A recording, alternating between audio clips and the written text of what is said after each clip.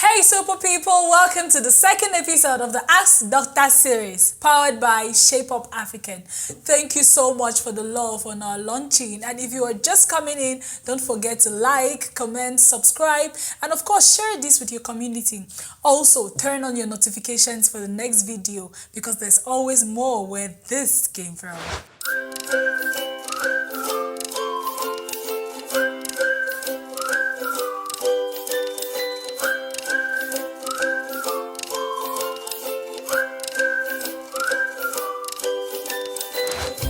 Some weeks back, we lost the Wakanda king to colon cancer, and some of you asked doctors some questions. So today, I'm here to answer 5 questions on colon cancer. Let's get right in. The first question reads, this one is in Pidgin English. Now, wait to be the colon cancer in the first place, and how man go know say he get am? Okay, normally for your belly, you get 2 kind intestine then. You get small intestine and you get large intestine. So we dey call that large intestine for grammar say colon.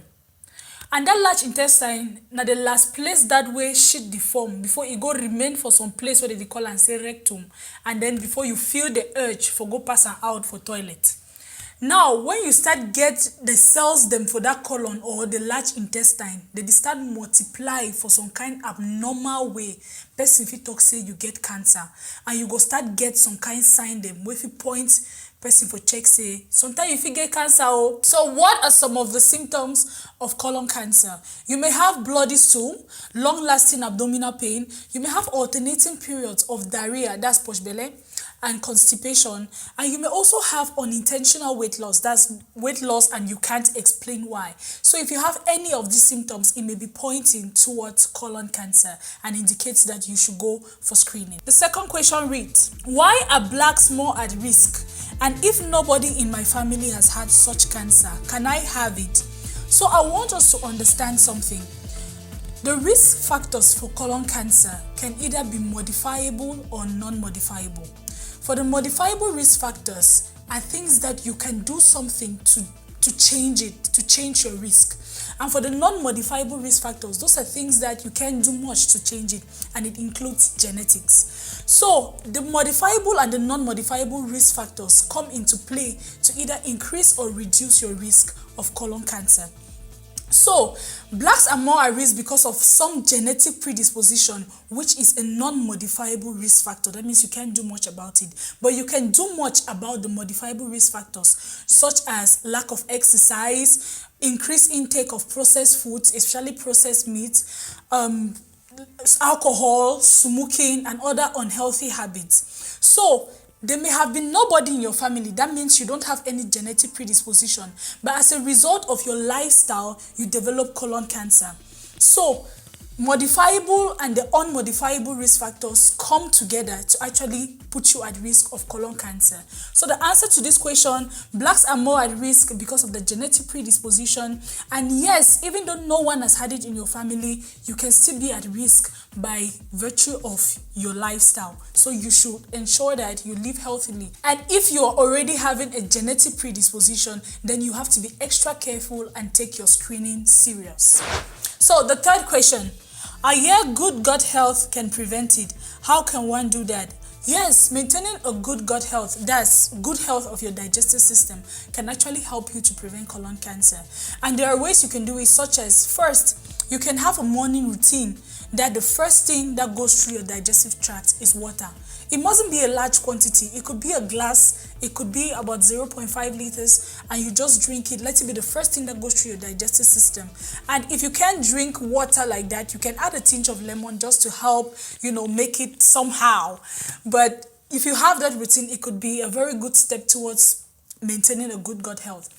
Then the second thing I would recommend is you should take lots of probiotics. Probiotics are foods that help to activate the good bacteria in your digestive system that helps with digestion. So probiotics include things like bananas, coconuts, nuts, like cashew nuts, granules, and yogurt. You should take yogurt. I don't mean Kosamo. Yes, I mean yogurt. The yogurt that is being sold in the stores and all of that, because they have that good bacteria that can help in your digestive system.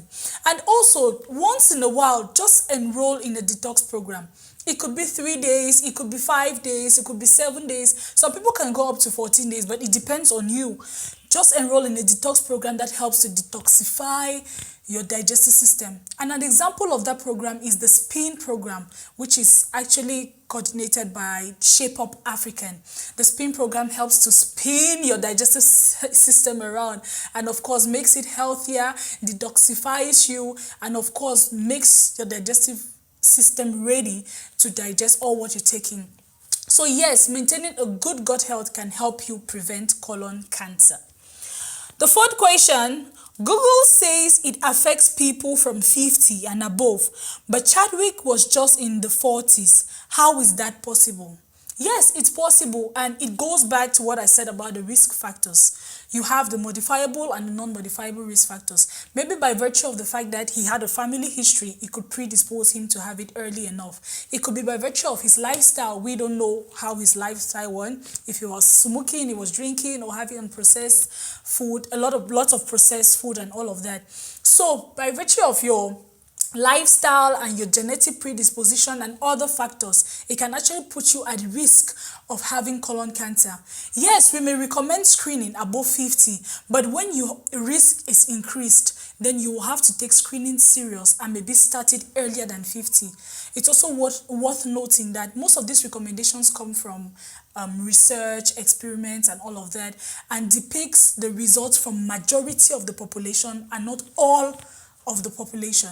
So yes, they may say above 50, but it doesn't stop the fact that if you are less than 50, you can have colon cancer. So you should take your screening seriously. Question 5. Will everybody who gets this kind of cancer die?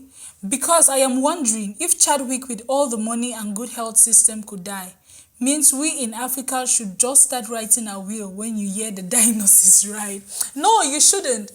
It just depends at the stage at which it was diagnosed. If it's diagnosed at an early stage, you can be healed completely. But if it's diagnosed at an advanced stage, that's when it becomes complicated. That's why we say that when you have those symptoms that can be pointing towards colon cancer, you should go for appropriate treatment. Stop taking traditional medications or trying to do other things, trying to cut corners in a bit to save costs. If you have any of these symptoms, consult early enough, because if it is caught early, you can actually be healed completely. Apart from that, why not prevent it totally? You can actually prevent colon cancer doing exercise, eating healthily, lots of fruits and vegetables, reduce the intake of processed foods. People like hot dogs, a lot of all of those processed foods, especially processed meats. People who are smokers, smoking is a huge risk factor for cancer, and not just colon cancer, but other types of cancers. And also alcohol overuse. If you overuse alcohol or overconsume alcohol, then it's time for you to start doing a quick plan. So if you can prevent colon cancer, that's what I'm going to recommend. Prevent it completely, rather than waiting for it to be diagnosed and then before you start asking what can I do and all of that. So yeah, colon cancer is totally preventable. In conclusion, not every bloody stool is due to bile. Not every long-standing abdominal pain is due to typhoid or fungal infections. Because I see a lot of people taking traditional medications in the name of it's fungal infection and it takes a long time to treat. No, if you have long-standing abdominal pain, get it checked. And also, if you are having unintentional weight loss and with episodes of diarrhea, constipation, that's today you get posh belle, tomorrow you get constipation, today you get posh belle, tomorrow you get constipation. When you have that alternating pattern like that, please go get it checked. It could be colon cancer. Thank you, super people, for all your questions, and I hope I answered it in the best way possible. If you have any questions on colon cancer, you can ask in the comment section and I'll be willing to answer. Until I meet you next time, I am Dr. Ngwashi Christabel for Ask Doctor series powered by Shape Up African.